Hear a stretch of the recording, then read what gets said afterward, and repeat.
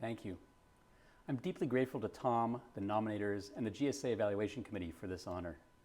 I owe a great debt to many exceptional students, partners, and colleagues, too many to list here, and of course to my mentors, and especially to my family who inspired, motivated, and sustained me to this point. I cannot thank you enough. It's humbling to see my name on the list of Day Medal awardees, people I know as heroes and legends, as esteemed mentors, and a few senior near peers who inspired me through their examples. I can't help but ask, how did I wind up on this very exclusive list? Ironically, a big part of what got me here was that I learned over the years to stop viewing the word exclusive as a positive. Instead, I came to understand the importance of fostering an inclusive culture in the teams that I lead. This wasn't obvious to a young scientist trained at Harvard and Caltech. It began by necessity because I wasn't able to recruit students and staff who fit the traditional mold.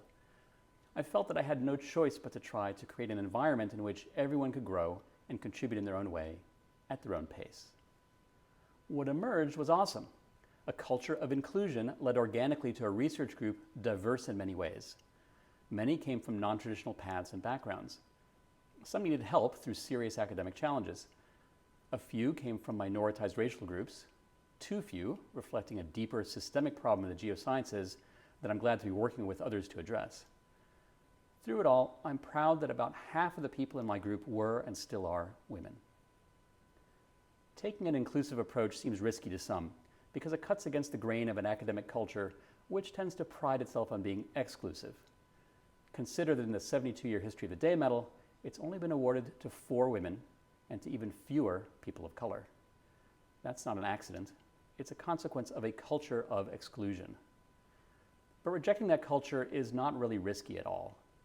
On the contrary, I found that a diversity of identities in my research group led to a diversity of ideas, experiences, perspectives, and personalities that enriched our science and enhanced everyone's success, mine as much as anyone's. I wouldn't be here otherwise. So over time, I embraced the idea that anyone with the ability and ambition to reach for excellence and a serious interest in our science should be welcome, and that I should use what privilege and power I have to make that possible. I'm inspired by the many others who I see doing the same. Not enough, but more every year.